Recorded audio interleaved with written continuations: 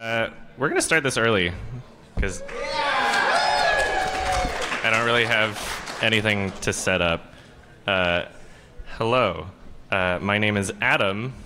Hi. And I am an alcoholic.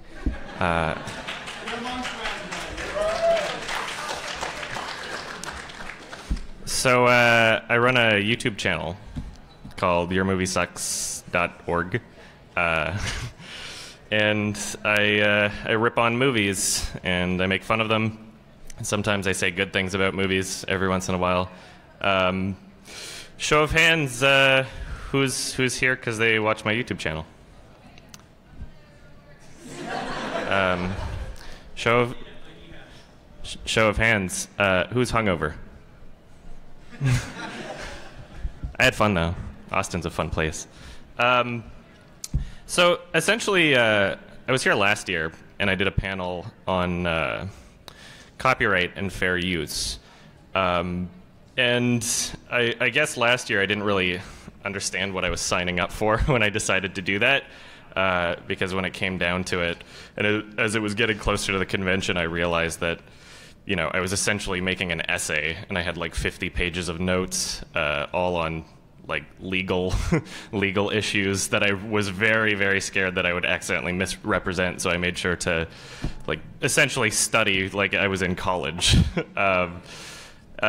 This year we're doing something a little bit more relaxed. I just thought that I would call this a film discussion panel and Q&A. So essentially, yeah, just a few things that I know that I'm confident kind of rambling or ranting about related to movies, since that's my YouTube channel anyway. And then after I run out of things in my notes, I guess, then we can just do Q&A. And if there's anything that you would like me to further elaborate on, or if there's a topic that you'd like me to rant about or whatever, or just general questions, that's fine. But yeah, since this panel's starting like pretty early, it's probably just going to be like a really long Q&A session. But if you guys are okay with that, I'm okay with it. I'm down to just hang out. It's like hanging out with your best buds. Well, and also one of them is on stage with a microphone. But that's how I hang out with all my friends. I need to make sure to keep them in their place. I have a setup at home. It's the exact same thing. So yeah, I just have a few notes of things I wanted to talk about. I'd like to talk about film, specifically how we view film. Where am I? I already just did the whole first page without even realizing it. Now, something that I keep hearing over and over again from a variety of people is that there's no good movies today. Movies are not as good as they used to be. A lot of people will compare, you know, the pool of films that are currently in theaters and reminisce of better times in the 60s, 70s, 80s, 90s, etc., when films were actually good. And they'll look at everything in theaters and be like, sequel, reboot, remake, superhero movie, sequel based on a novel, like no original ideas whatsoever. Now, there's some truth to this for sure, but I don't think it's exactly true in the way that most people think it is. It's immediate. It's very easy to look at what's being sold to you and immediately get discouraged into believing there's no original ideas anymore. But I can think of at least one movie coming out pretty soon that is not a sequel or a remake. The Emoji Movie. It's gonna be the best movie ever made, I swear. Instant classic. But in all seriousness, I think it's important to understand that no matter which year or decade you look at, most major releases are god-awful. They suck. And that's part of the reason why I have a channel. Most movies are crap. And I love film. I love films that I can relate to emotionally, that I can view and be impressed by. But you got to dig through a lot of crap to find the great movies. However, there have definitely been some outstanding years for film in particular. So if you're going to look at specific years like 1994, we got like Pulp Fiction, Forrest Gump, Shawshank Redemption, The Lion King, Clerks. 1999, I would probably consider to be one of the best years for film ever. Tons of stuff, a whole list of stuff right here. American Beauty, Fight Club, The Matrix, Sixth Sense, Green Mile, Office Space, Boys Don't Cry, Eyes Wide Shut, Blair Witch Project, American Pie, The Iron Giant, Being John Malkovich, Toy Story 2, Magnolia, The Boondock Saints, Audition. All that came out in 1999. So, sorry? I think that was 97. Fact check me right now. Look it up. I don't know. I don't know. It might have been 99. Oh, was it? Okay. So if you want to say that film will never be as good as it was specifically in 1999, then that's probably true. If we ever get a year like that again, I will be ecstatic. That would be awesome. It seems as though everybody was trying to get out their best ideas before the Y2K apocalypse, really. I don't know. If you ignore those two particularly fantastic specific years for film, you'll find that most years kind of sucked. If you go on Wikipedia and look up the list of all the major film releases in 1996, you'll see that for the most part, it's just forgettable movie after forgettable movie, and this is true for pretty much every year. That's what I wound up doing for my April Fool's video with Tyrone, the top 10 1996. I literally just, I scavenged Wikipedia to find like the most forgettable films that I possibly could for the most part. Like that one Whoopi Goldberg film, Bogus. Watch the full trailer. It's nuts. That's a movie that could only exist in 1996. And it was a major release. Like, people gave it money. Very strange trailer. I really want to watch the movie. I can't believe I stumbled across it, and that even the official trailer on YouTube, on Warner Brothers' YouTube channel, only had like 1,000 views or something. Like, literally forgettable. Like, nobody remembers that movie. Maybe. But when we think back about any decade of film, whether that be the 60s, 70s, 80s, or 90s, we're not really going to remember the films that were forgettable. When we think of the 60s, we think of 2001: A Space Odyssey, but we don't think of Manos: The Hands of Fate. Although that film could arguably be considered not forgettable in many ways, but that was just an example of, you know, a bad film that we don't really consider to represent the decade. When we think of the 70s, we think of Jaws or The Godfather, but we don't think of Attack of the Killer Tomatoes. When we think of the 80s, we think of Star Wars or The Shining, but we don't think of Mac and Me or Jim Cotta. Heavily recommend Jim Cotta, by the way. It is bonkers. Essentially, it's a action martial arts film, but the martial arts is gymnastics.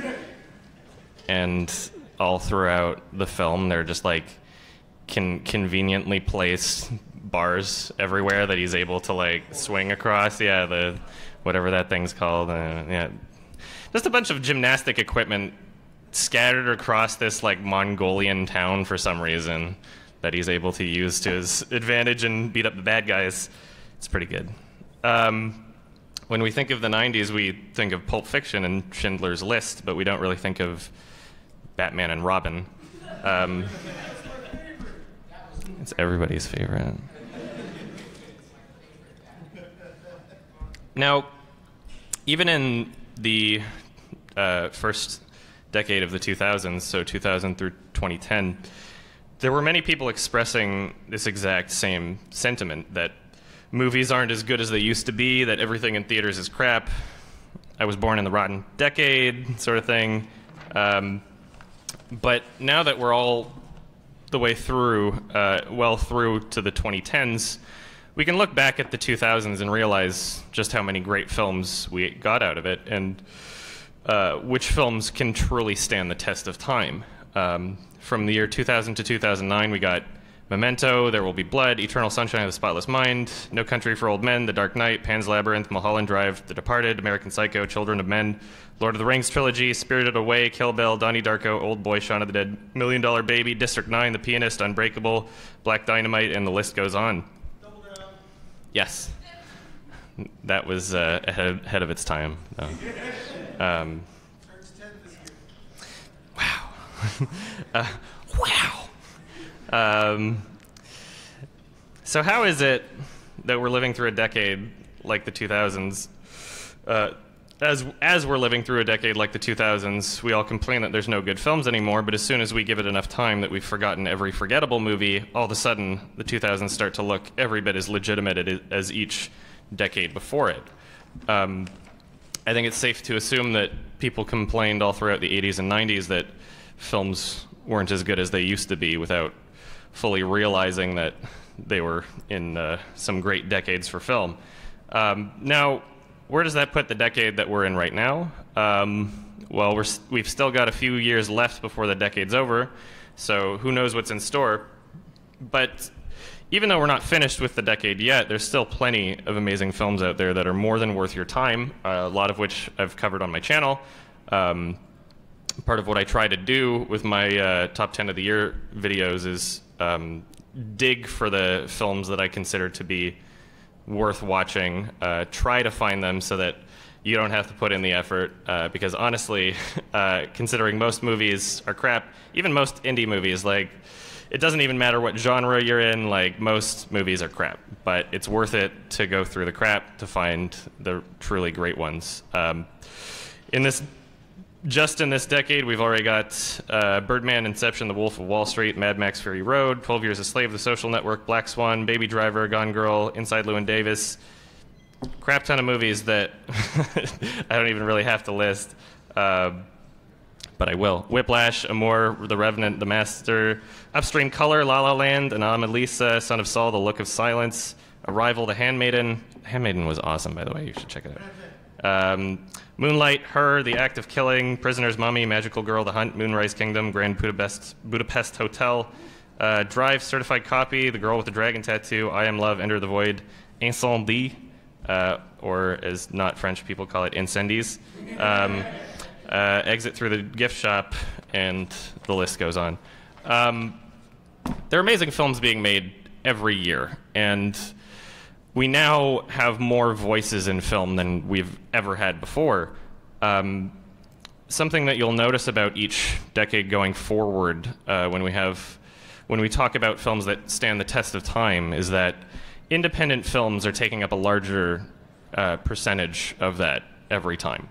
So even if, let's say, if Hollywood completely abandons funding original ideas, it almost doesn't even matter at this point. It doesn't even matter if every Hollywood studio-funded film from now until the end of time is a gigantic piece of garbage, because the industry is learning to create great things without it.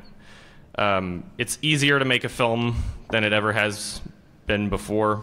I watched a film recently called Tangerine, and it was actually shot on an iPhone, and it was pretty good.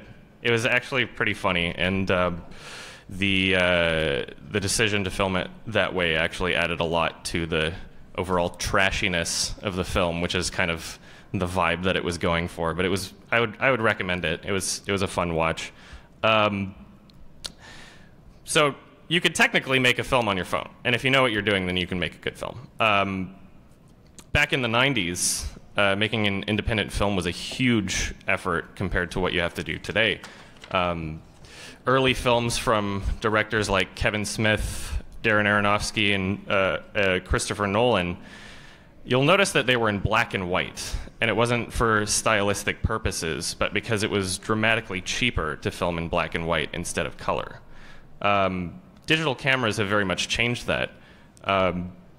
It's hard to find any film being released in theaters at this point that use actual film and not digital. The only directors still using film are Quentin Tarantino and Pablo Larraín, who both love the film aesthetic so much that they're willing to suffer through its cost and impracticality just to achieve the look that they want to present. Obviously, there's other directors that I didn't list, but it's very, very difficult to find any movie playing in theaters that was actually shot on film at this point.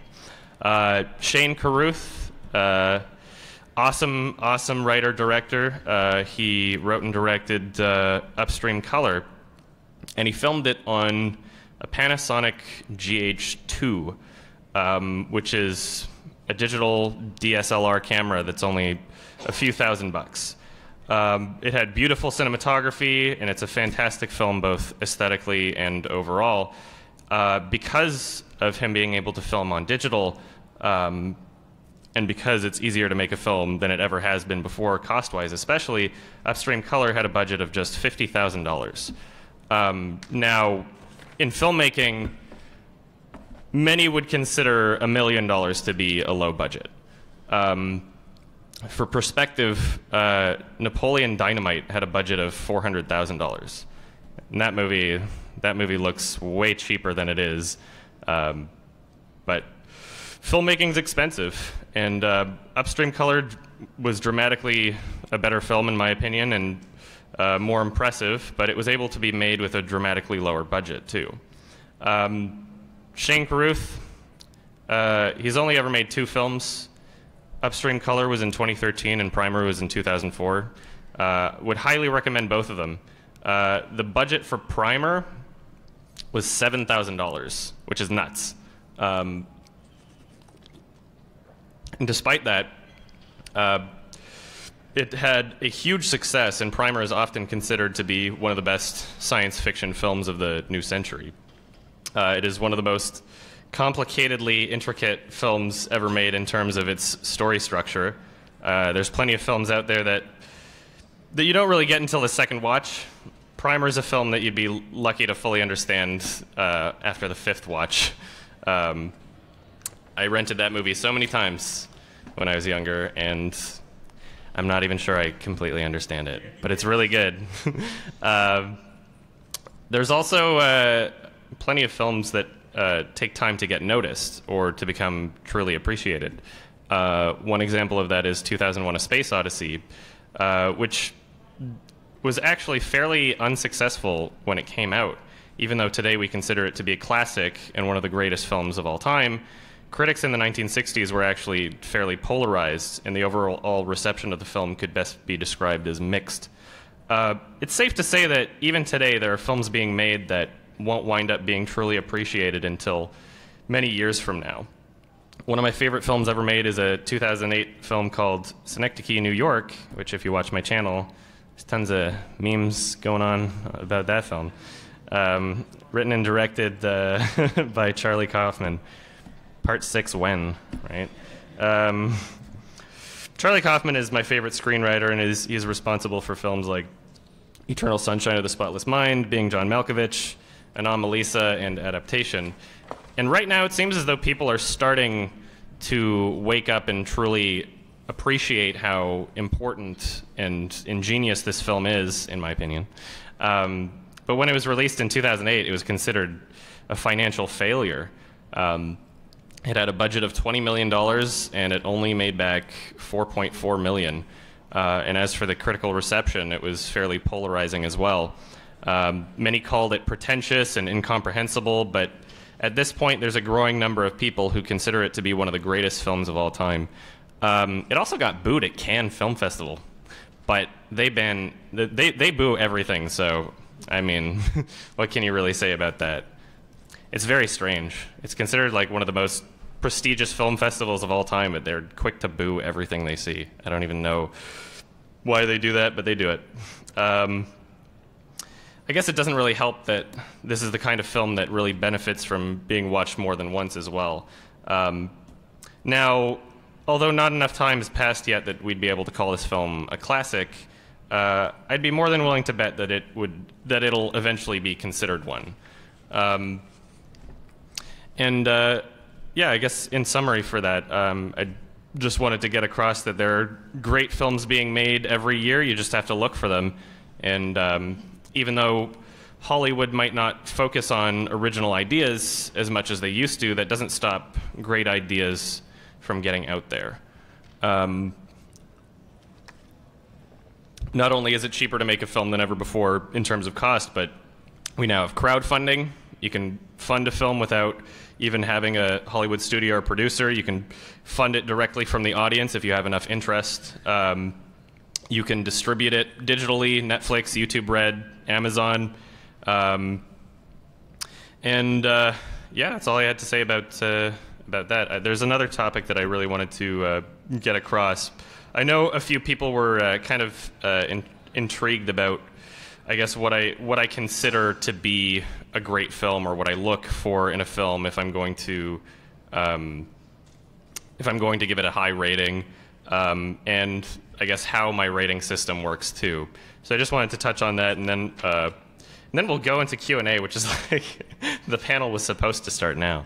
But I mean, I tried to get Q&A in the title of the panel, but for some reason it didn't show up. So, but yeah, I mean, I just wanted to have like a really relaxed panel compared to last year. It was just like I didn't want to be talking about legal issues. So this is the part where my notes get really point form. So excuse me while I ramble a little. What really matters to me in terms of what I consider to be great out of a film is its presentation, and that's part of the reason why my favorite director is Michael Haneke. I hope I pronounced that right. I don't think I ever will. It's not enough people say his name. I think he should say his own name. You know, that would help. But he's an example of a director that every bit of intent is shown through the film. Like he's a master at framing, and he's a master of controlling what's in the frame and what's not in the frame. Almost everything that you see in his films, you can pretty much expect that it was intentional and that it had some sort of a purpose. He's very, very meticulous in terms of crafting each shot, and every time he's ever had extras in a film, like he's shown shots of like huge crowds of people where every single one of every single person in the crowd was essentially given a very specific way to act or place to walk, and it always seems so natural, which is just something that I consider to be rare in films, is getting a real natural feel out of people's performances and out of the overall feel of the film. I also love him because he utilizes soundtrack in a very strange way, where if there's a song playing in his film, the song exists within the film's universe. So he, rather than having a composer score a film, he'll essentially take songs that either a character's playing in the film, or that a character was playing on the piano, or a track that a character played in the film. And even though it overlays on top of different scenes and there can be almost sort of like montages, he never breaks the rule of having music that doesn't exist within the film's universe. And when I say rule, it's really just a rule that he sets up for himself. I think it's very important for filmmakers to set their own restrictions, and that really helps. It really helps give each director a sense of style, and that's what I really like about him. And then as for, just overall in general, what I would consider to be a great film versus a not so great film is I try to think of it in a way where I try to balance or weigh achievements versus flaws. So a lot of people might think, you would have thought this movie is perfect if it weren't for these small nitpicks that you had to say about the film. That's not the case. Usually, there's plenty of films that I can think of where they have technical flaws within them, but their achievements outweigh the flaws so much that I still consider them to be great. One of them is Gattaca, which is a awesome, fantastic film. Love the soundtrack, love the cinematography, love the plot, love the story, love the universe. But it really starts to fall apart if you think, why weren't there security cameras?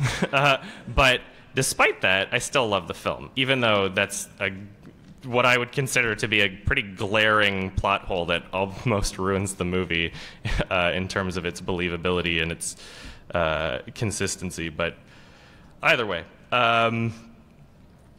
in terms of achievements, it's not necessarily like, okay, this film didn't have any mistakes.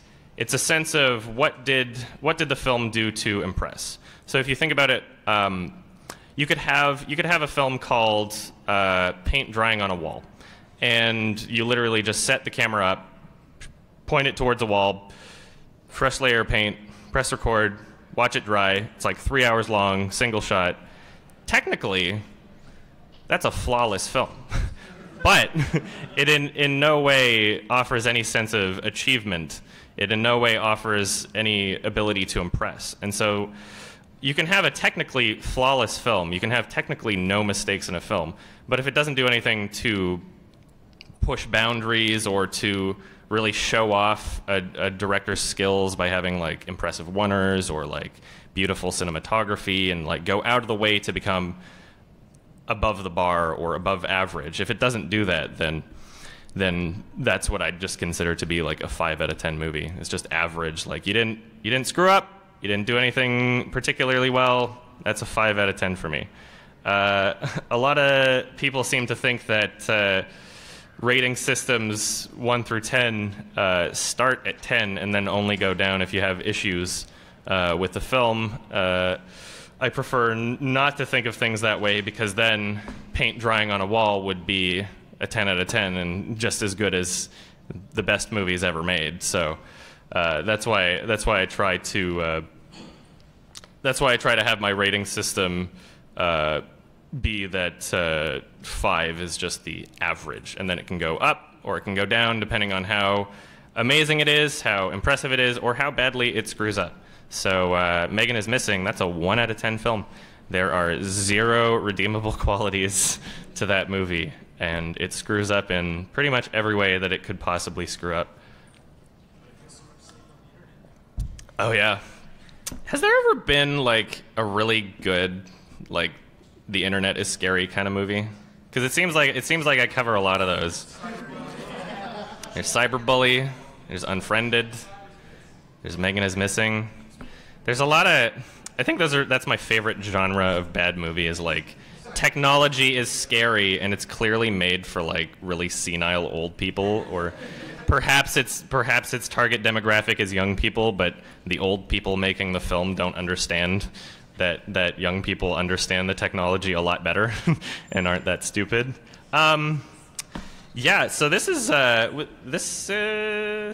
we started really early, and like I said, casual panel, and I just kind of wanted this to be a little bit of a discussion and a Q&A. And it looks like I ran out of things in my notes, which is totally fine, and I kind of anticipated such a thing to happen. But with the Q&A section, if anybody wants me to like further elaborate on anything or touch on a subject or like rant or ramble about anything, then that's fine too. I need somebody to, oh, there you are, to help with the mic. That was a good half an hour of scripted stuff, but yeah, not bad. That's like, thank you. If we didn't start the panel ridiculously early, that would have been half and half. So I think that's fine, right? Anyway, I'm assuming there are questions here. You can pick.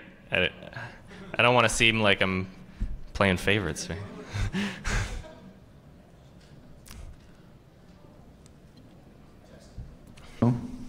There we go. So it's actually really cool to actually meet you in person. You cracked me the fuck up, and thank you. I watched Cyberbully to make fun of it with my friends way before you made the actual review, and that's one of the few times when we actually couldn't breathe because we couldn't believe that someone was that inept. But I guess my question would be, what got you into, like, have you ever seen, like, Mystery Science Theater or anything like that, and do you plan on making any kinds of riffs or things like that? Yes, although I can't really say that they served as any kind of like inspiration for what I'm doing, I guess. I had casually watched some of their stuff, and I'm looking to get into more in like riff tracks and commentary tracks in general. Like if we're talking about commentary tracks specifically, what I really consumed a lot was just regular DVD commentary tracks for films. And that's honestly how I wound up becoming aware of a lot of the production behind the film, and not just the production, but listening to the directors talk about what they're going for in a scene, or like intent, or you know, things that would happen on the set. It's actually just like my channel is the result of me watching every featurette on the DVD and like every commentary track, and just being obsessed with it to the point where it's like, I didn't go to film school, so like I don't have a degree in this or anything. I just had a lot of interest, you know, like Quentin Tarantino worked at a movie store, you know.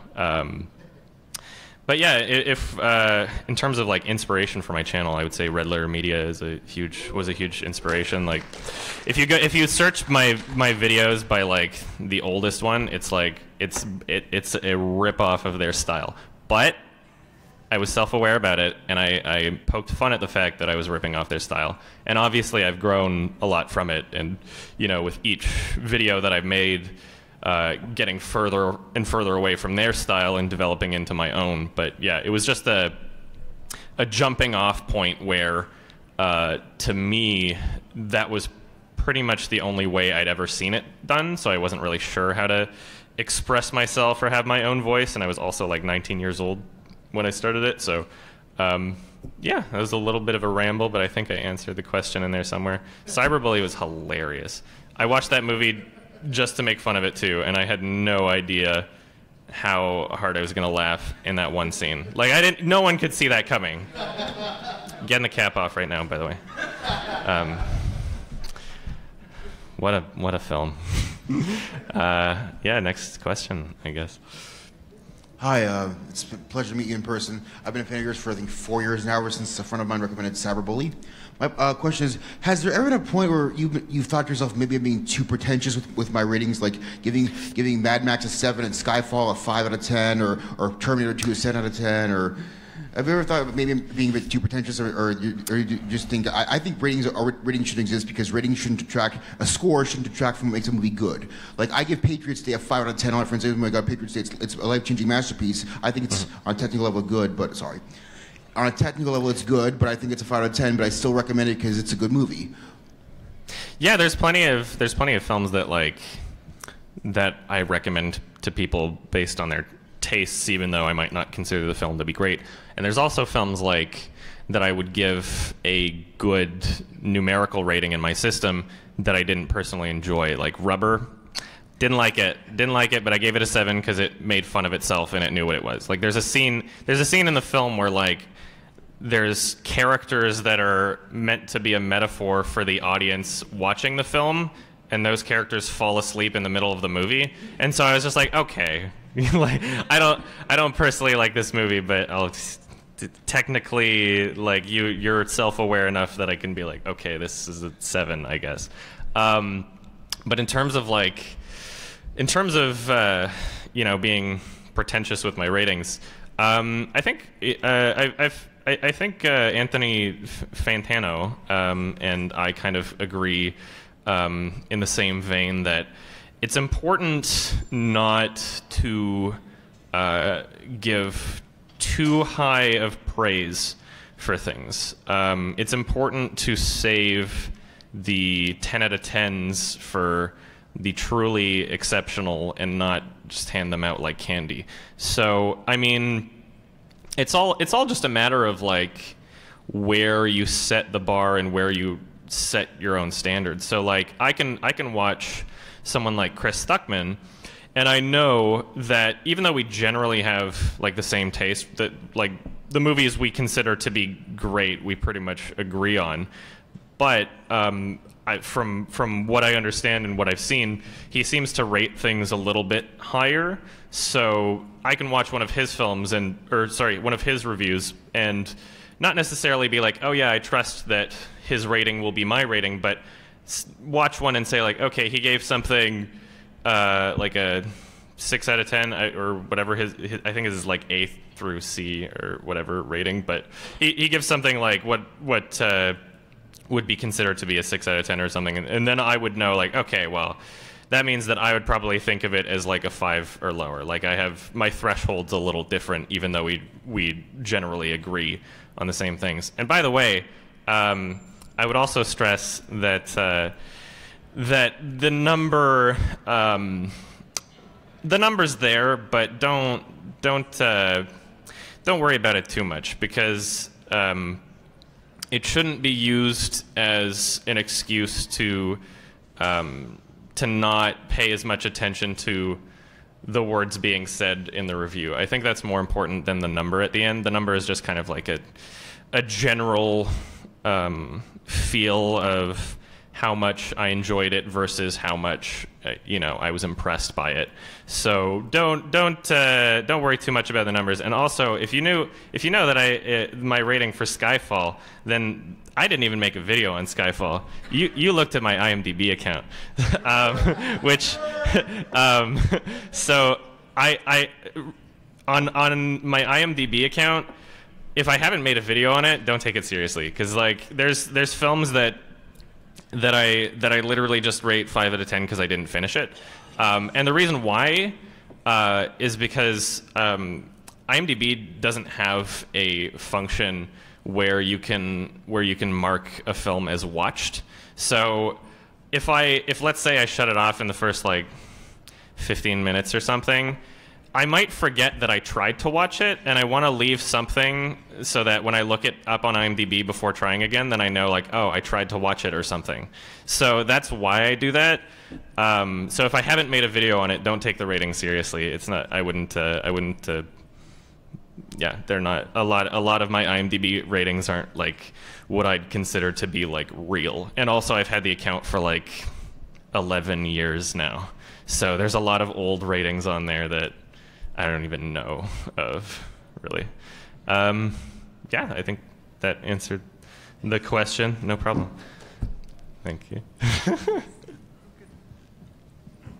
First of all, I love your hair. Why, thank you. It's the greatest You ever. have beautiful hair, too. Thank you. Oh my goodness, thank you.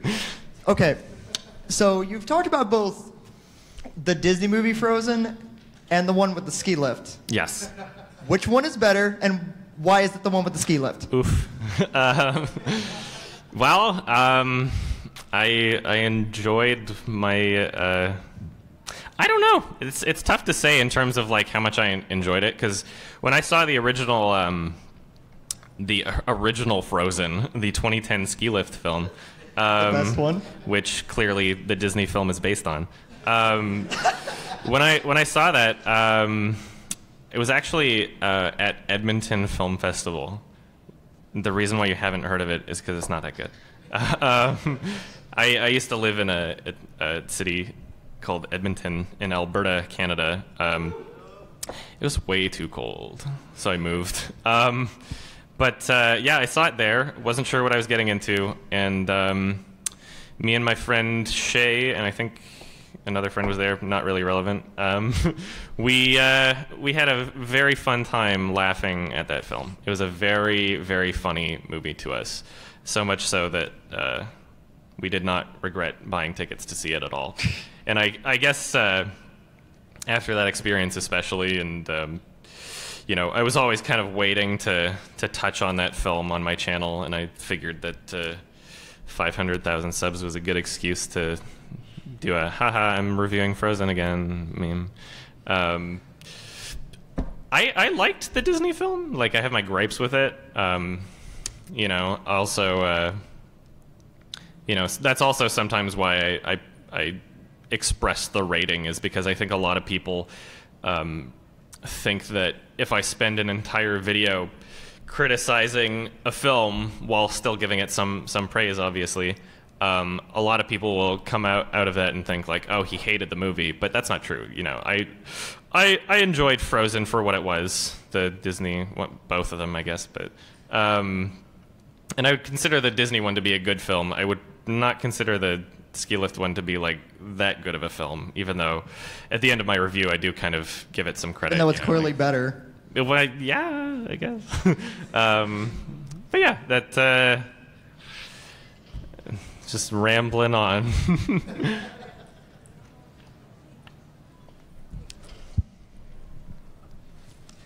So you kind of touched on this already, but as movies become easier to make and produce, and do you feel that the better movies upcoming will no longer be large box office movies, and they'll be more like, kind of like how Quentin Tarantino started as an individual that said, I'm going to make a movie, and he wanted something that was very unique, and he did, and he successfully has carried that through most of his movies. Do you feel like that is where most of the better movies are going to come from in the next 10, 15 years?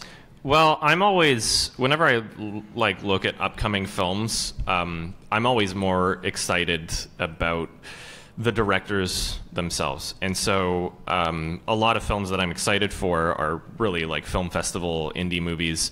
And when I was talking about earlier, is that I mentioned that there was some truth to the movies aren't good anymore thing before elaborating on it, and that truth is essentially that Hollywood does seem to be straying further away from funding original concepts, because it is a business, and when films get funded, unfortunately, a lot of the times, it's less about making a great film and more about making a return on an investment. So right now, like where we are in filmmaking, we're really I think we're at the point where we have like more reboots and remakes and sequels and extended universes and all that than we ever have before, particularly because Marvel has shown some great success with that.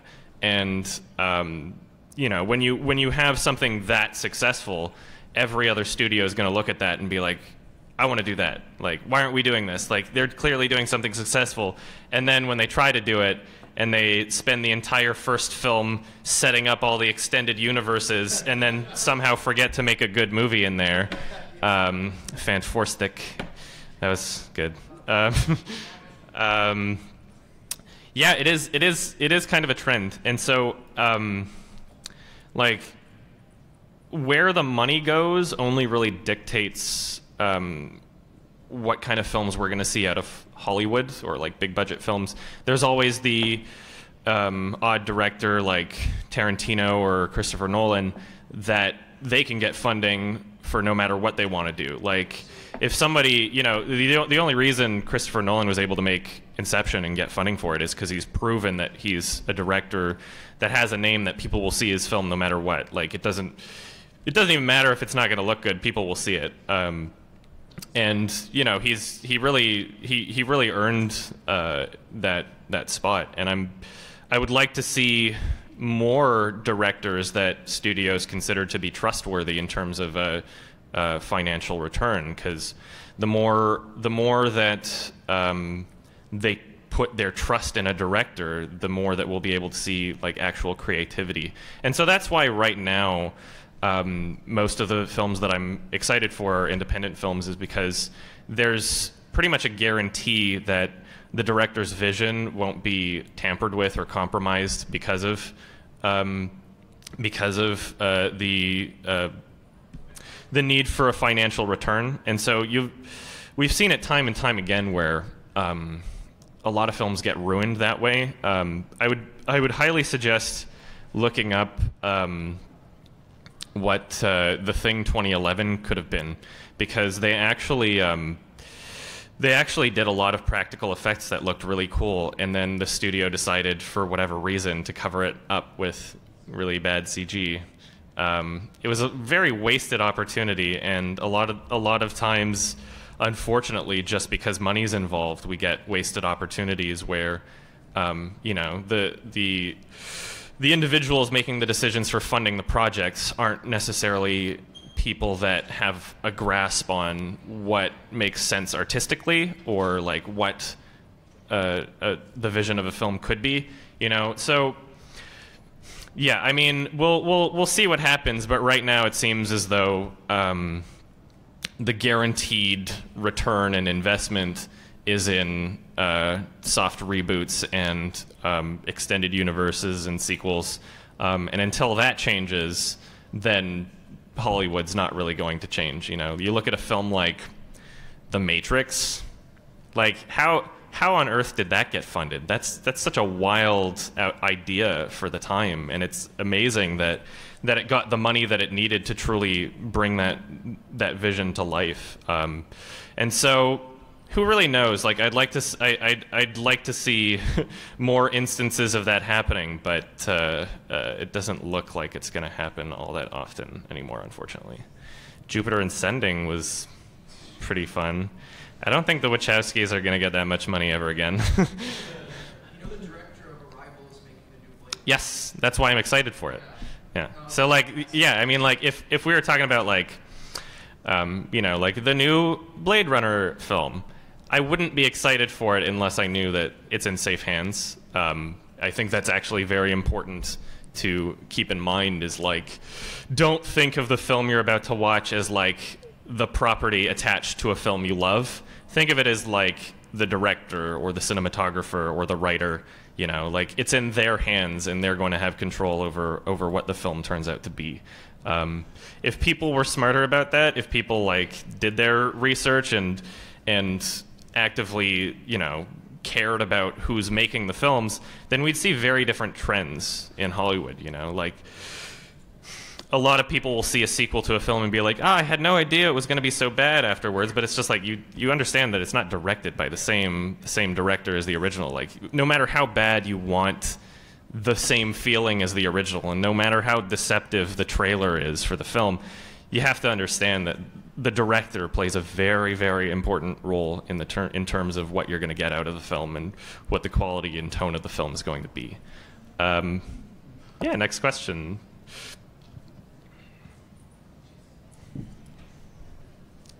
Hi. One of the films that you recommended that I really enjoyed was Adaptation.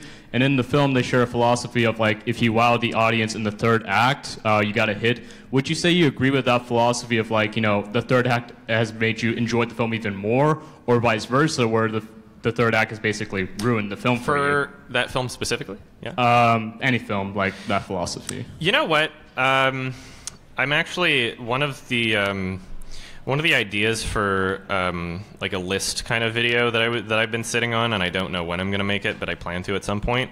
Is I had the idea to make a list of films that got ruined in the third act, because it seems as though so many movies will have something where it's like, it's intriguing to set it up, it's engaging to see where the setup goes and watch things play out. But then the film doesn't know how to end itself, and it's like the idea of wrapping things up to have a finale or closing. It's just like, this is a restriction on that. It's like an imposition on the writers, especially, where it's the idea of, this is how a film's supposed to be, or this is what needs to take place in a film in order for you to have something called a film.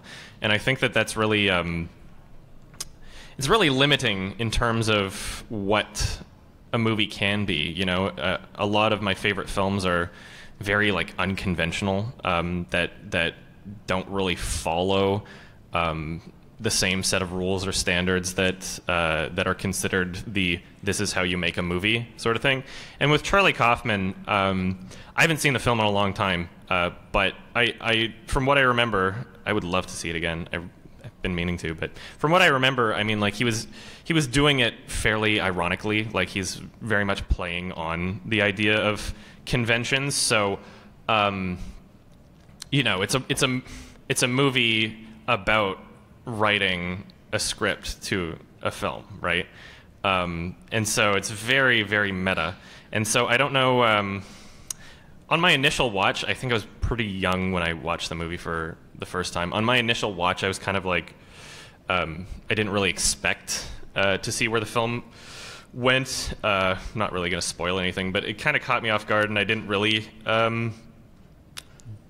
feel it as much. But after I've had time to like sit on it and understand like what it was going for, and just how the entire film is like ironic, really, then it put me in a position where it's like, can I really not enjoy this movie because of that? Like I would like to see it again, and I don't think that any part of it is going to bother me from what I can remember anyway. All right, next question.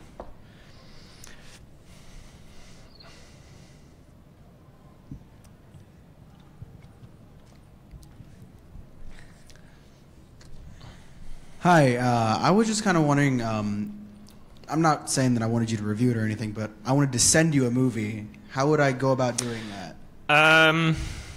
Catch me on Twitch and ask for a place where you can mail it, because I send it. I mention like a little PO box thing every once in a while, or tweet me, and I'll just like share it there or whatever. I usually don't like. It's not my home address or anything, but I usually just don't leave that kind of stuff up because I don't want to have to worry about how much stuff I'm getting. But there, yeah, if you message me on like one of my Twitch streams or like on one of my Twitter accounts, preferably one of the ones with less followers, then I'll send you a address that you can send me a thing. Or alternatively, I can add it to my watch list, or maybe I already have it. Who knows? I don't know. What is the F? Oh, I know what that is. I tried watching it. It was very. I think I wanted to enjoy it, ironically, but I didn't give it much of a chance. I think that was when I was like making my list for like. I don't remember. I think it was like somewhere between 2010 and 2013, like one of those lists. And you know, when I go through. Before making my lists, I just pretty much go through everything on my watch list from that year, and some things on my watch list are ones that are films that have the potential to be amazing, and some are just films that like I only put on my watch list because I know they're going to be crap. So like, yep. So we'll see. I could give it a second chance. We'll try. Next question.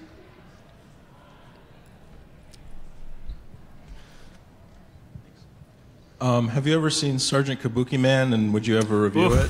I want to. I added that on my watch list because obviously Lloyd Kaufman's awesome, and the poster and the plot synopsis are very intriguing.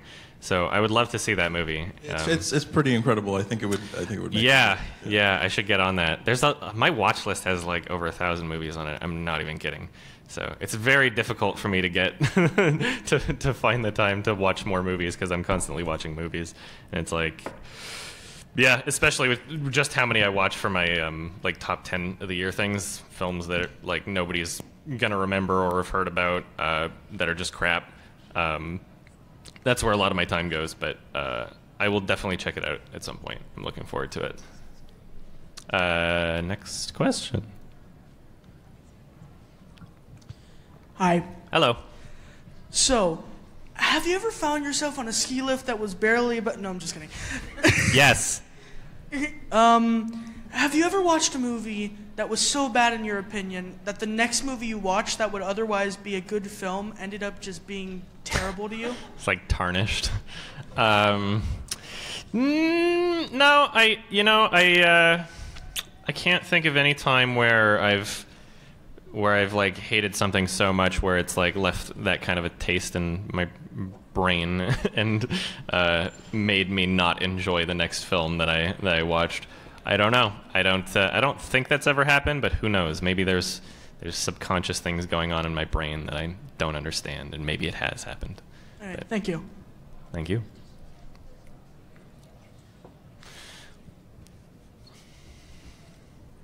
I just want to say I really enjoy all the hard work that you put into your content. Thank you very much. And did you leave Merck's room still with all the Creed stuff? Yes.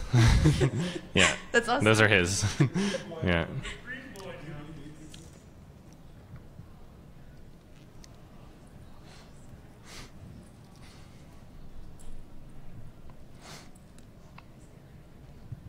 I didn't think I'd get the mic today, but Mic drop. are you anticipating the Cool Cat remake coming soon? Okay, so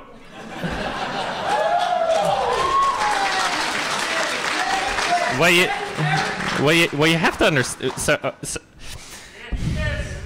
What you have to understand about this is like, it's not even. He's just adding like a couple scenes. He's trying to like republish the same film. So this isn't even the sequel.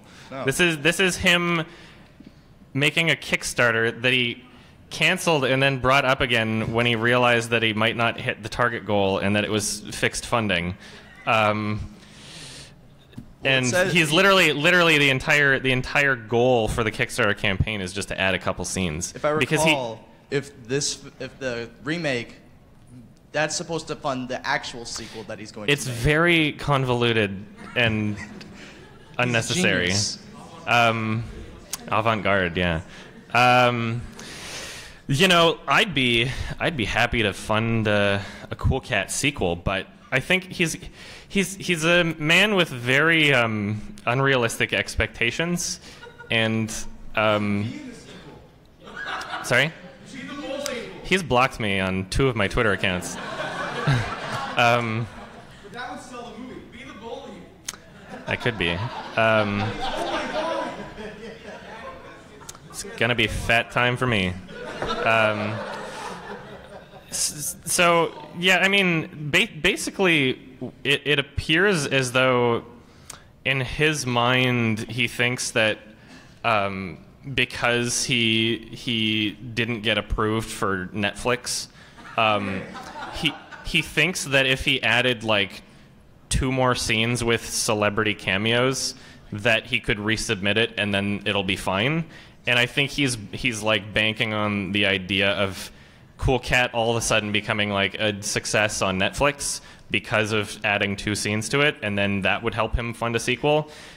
I think that's what's going through his mind. Sometimes it's difficult to tell. But yeah, it's not. That's part of the reason why I'm not like even excited for it. I just wish he would make an actual sequel and not go with this very. Like, he's George Lucas his own movie like 3 times now. Like, he's already re-released his movie with different scenes, and now he's doing it again. And we would all love to see more Cool Cat, I guess. I was actually supposed to be in his film Gun Self-Defense for Women. Fascinating title. And then he blocked me on Twitter after I made that fair use video, which I was giving him as much credit as I possibly could. I was very nice to him, while at the same time destroying him intellectually. Well, I mean, if he was the one that was boasting about like his knowledge, he's like, I was a lawyer, like, when he clearly didn't understand fair use, and obviously like attacking my community on YouTube and making false claims against them, that's not cool. So I needed to step in and be like, hey, here's some actual lawyers who disagree with you. But anyway, yeah, so after that point, he took his like Indiegogo Kickstarter video that he had made for the Gun Self-Defense for Women film, and he deleted it and re-uploaded it, with the only change being that he removed the part where he said that I would be in it. And so then, yeah, he blocked me on everything and didn't really want to have a discussion about it. And before I made that video, I seriously, like, I had emailed him like 2 different 10-paragraph long emails saying like, Here's what the Streisand effect is. This is why you should remove the claims on their videos. Even if you believe that you're justified here, this is not going to work out. Please don't do this. And then he just wouldn't do it. And it was just like, okay, I guess I'm making a video now. So, yeah. Yeah, so I guess I'll buy it. I don't know. I'll always support Cool Cat. Yeah. Next question. Hey, Adam. Hi. We're my friend and I are also from Canada here. Dope. Where? Which spot? Ottawa. That's far away from my spot. So a lot of the movies I think you watch on Blu-rays, right? A lot of the movies I love, I want to have a physical kind of collector's copy, essentially, which is what Blu-rays are at this point. So. Yeah. My question is, with like the medium of watching films sort of evolving, would you be interested or sort of adopt like watching something in like a VR headset or whatever else kind of way you could consume a movie? I don't know, for like holograms or something in the future, but I wish I was at Cannes in May, because this year was like nuts. Like everybody, every director in like the indie film scene who's like important released the film in the same year, and so the official selection was bonkers. But one of the things that they actually listed on their website on the I guess schedule was Alejandro González Iñárritu actually made a virtual reality film that was screened at Cannes, which I think it was like, I don't know, I think it was like an hour or less. It might have been like 20 minutes or something. I don't know if it was a feature length. But, you know, like a director I love who, you know, every single one of his films looks like beautiful. I would love to check that out. There was also that that promotion virtual reality scene for the film Alien Covenant that was not good. But yeah, I would love to see different mediums expressed, and obviously, like we're at a very we're at like the infancy of virtual reality. Like the HTC Vive, like it's Gen 1, you know, essentially. So we'll see where the technology goes, and I would love to experience something that was really tailored for a virtual reality experience. Something that isn't just like, oh yeah, a scene in a movie, but you can also turn around, but something that, you know, that has some sort of purpose towards experiencing it in that way. We'll see what happens. There was a really cool episodic game where they only released one episode so far, but it's for the HTC Vive called the Call of Starseed or something. Like there was like 2 titles in one, but I don't remember. But that game was probably the closest that I feel we've gotten so far to a truly cinematic virtual reality experience. It's not like a perfect game, but it does do cinematic delivery very well. So I was really, oh yeah, The Gallery, episode 1, Call of Starseed is what it was called.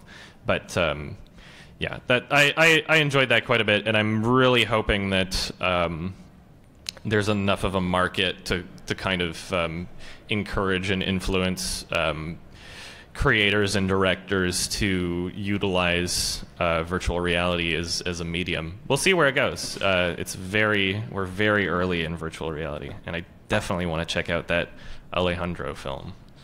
I think, yeah, I answered the question. So what are the chances of you and Red Letter Media ever working together? Why, I don't know. Why aren't you on Best Ask or Worst? them. Call them out. Have you ever met them? No, but I met Colin from Canada, Awesome. who lives in Toronto, and we hung out during the film fest last year. Is he in Toronto? I think he's in Toronto. I think he's. I'm gonna go find We him. were in Toronto together, and Jack follows me on Twitter. We've had some conversations. He's pretty cool. It's not up to me. If we're wondering why I've never been on their show, you should ask them. It seems I would. Of course I would. But as far as I can tell, I mean, like the majority of people that they've collaborated with are not really from like the YouTuber community, and they're more so from like the filmmaking community. Like they've had like screenwriters and directors and actors and stuff. So I'm not sure they would want me on the show, but who knows? Who knows? Maybe one day I'll direct a movie and then they'll have to invite me on. It'll be better than Space Cop.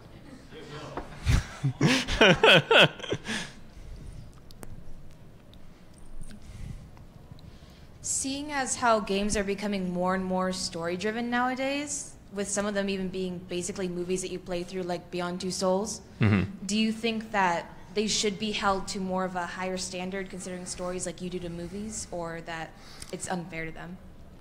At this point, I like to... I don't think they should be treated to a different standard, but I think that the context of understanding the limitations of a medium or where we are in terms of the industry's evolution, I think the context is important. So something like The Last of Us, I found to be like a very cinematic game. Like I was getting some like real emotion out of it, and like Naughty Dog is very, very clever about how they get the player to experience a scene, and they very clearly care about a cinematic presentation. And so despite that, and despite me really loving the game, I still feel like we have not really reached a point yet where a game can deliver on something that I would call it like flawless or like a true masterpiece. Like it depends what you're going for, because if we're talking about games cinematically is what I'm trying to reference there, because there's plenty of games that like Half-Life is an amazing game and it has cinematic qualities to it, but what really makes that game special, or even Half-Life 2, is like the expectations that they place on the player and how the player learns new information, and the environments, and there's so many more elements to a game than just like cinematic elements. So it's really difficult to try and judge a game overall when there's so many different elements at play. Yeah, I don't think that they should be held to a different standard. I'm very much looking forward to the day where I can play a game that has a pretty much strictly cinematic goal, not necessarily one that plays itself for you, but one where being cinematic is the focus. I'm waiting to play a game like that I can consider like flawless and perfect. Like The Last of Us, I loved the experience that I got out of it. But I mean, like the AI was really bad, and it was, at one moment you're like crying over somebody that died, and then the next moment, like Ellie is just running around in front of an enemy, and you're like, stop. Like, so it's weird how she doesn't get detected ever. She can like run right in front of their faces, and so yeah, there's tons of like glitches and just weird things about the game that. I mean, like that I could not, that prevent me from being able to say like that I truly believe the experience as a whole. But at the same time, it kind of goes above and beyond cinematically in many ways too. Like there was a point near the beginning of the game where there are some people fighting, and the soldiers are trying to break something up, and then I was just like, I like to kind of dick around in games. I love to just mess around. And so I kind of just went over to the soldiers, like tried to push past them. They're like, you can't go through here, and they pushed me over. I'm like, yes, I can, and I walked towards them. And then they pushed me down to the ground, shot me, instant death. And I was just like, wow. Like, it's cool to play something and have your actions actually have consequences to them. I feel like a lot of games really don't deliver on that in as much as they can. I'm always impressed when I try to mess around with a game and wind up not giving it as much credit initially, and then because of how they anticipated for me to mess around with it, and they had a way to respond to me messing around that made sense, then I'm like, okay, wow, like they actually put effort in here. So anyway, another ramble, but I think I answered the question somewhere in there.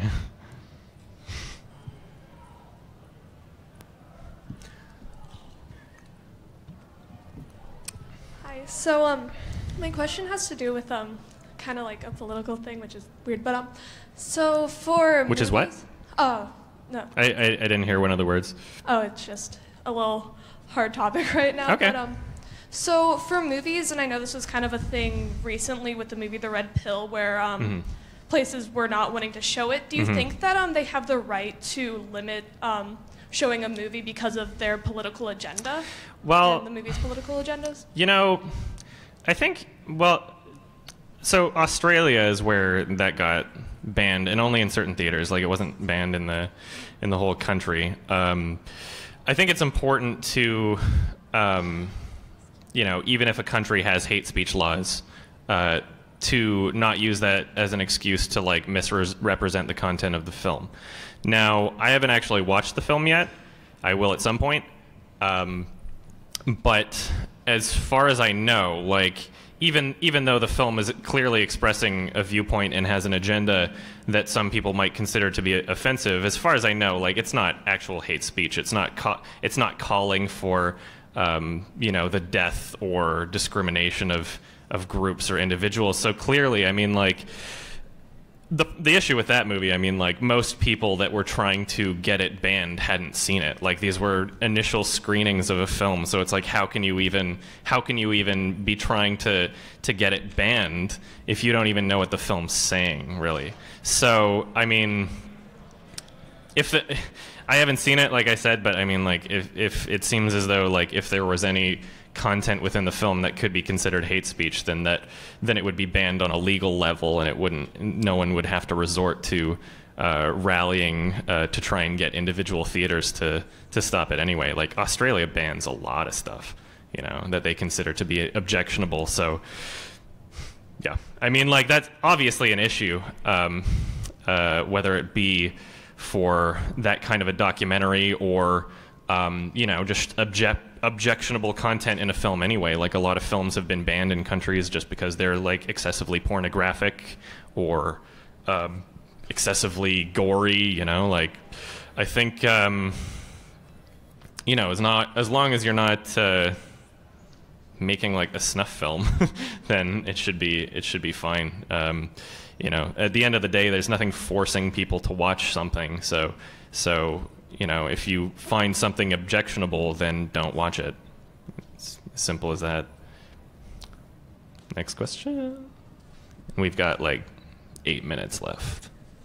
Yeah, I just want to know what, since you're a critic, a film critic primarily, I want to know what a critic and what separates a mediocre critic or critique from maybe a great one, and what should they really be analyzing? What should there be their method? What should be the mindset of, you know, beside the basics? Don't let your own personal tastes taint your whole critique. So, and I guess that's more, you know, in broader sense, maybe going into, you know, it could go in anything, book, video game, you know. I think one of the more important things that you can hope to achieve as a critic is to be able to express an opinion that, you know, there's no such thing. Like, I could never give my opinion on a film and have literally everybody agree with me. But what you can hope to do is express yourself in a way where the people that do disagree with you at least understand where you're coming from. And I think that that's one of the more important things that you can do is articulate yourself well enough so that even if someone goes like, oh, okay, well, that didn't bother me as much, or okay, but I still hated this, they understand and can empathize with why you have your own perspective on a film or any kind of medium. So, I mean, yeah, it's the most important thing that you can do in terms of criticism is be able to argue your point well. Don't just treat it as though you're preaching to the choir and that everybody should already understand why it's good or why it's bad. Try your best to articulate yourself and explain things to other people that to try and help them understand your perspective is what I would say. Next question.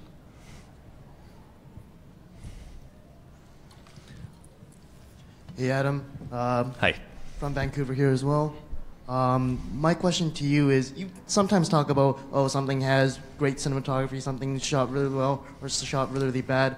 Just my question is, because you mentioned how you have no formal education on this stuff, what are you basing that kind of opinion on? Well, so like, there are some aspects to a film's aesthetic that are like really easy to be able to point out. Like Suicide Squad was way too dark, you know, and a lot of films in that universe. I just watched the new trailer for the Justice League, and all I was thinking the entire time was like, why haven't you learned? Like, people are complaining that the film's not bright enough, not because like I get you want to have an artistic choice, but it's going to the point where it's aesthetically displeasing to look at. So there's a really easy example right there.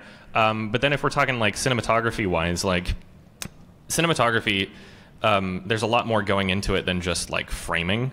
So if we're going to look at framing specifically, you could apply something like the rule of thirds, but that doesn't necessarily have to be like a rule that is always kept into consideration. It's just a matter of, you know, being able to, for Michael Haneke's films in particular, I've said this about, you know, the film The White Ribbon, like every single frame in that movie looks like it could be the poster. Like everything's set up in such a perfect way in terms of like how characters are staged and who you can see where, or like a character being visible in the reflection of a mirror because the angle's just perfect. Something like that, where you can tell that it wasn't just the director showing up on set and being like, camera here, you know, like that they actually put thought and effort into it, you know, like Xavier Dolan's decisions to change the aspect ratio in Mommy and Tom at the Farm. You know, like there's aesthetic purpose towards decisions in a film, and you can tell that it wasn't just like thrown together. You know, something like a Judd Apatow film, or like a lot of the a lot of studio comedies coming out at this point.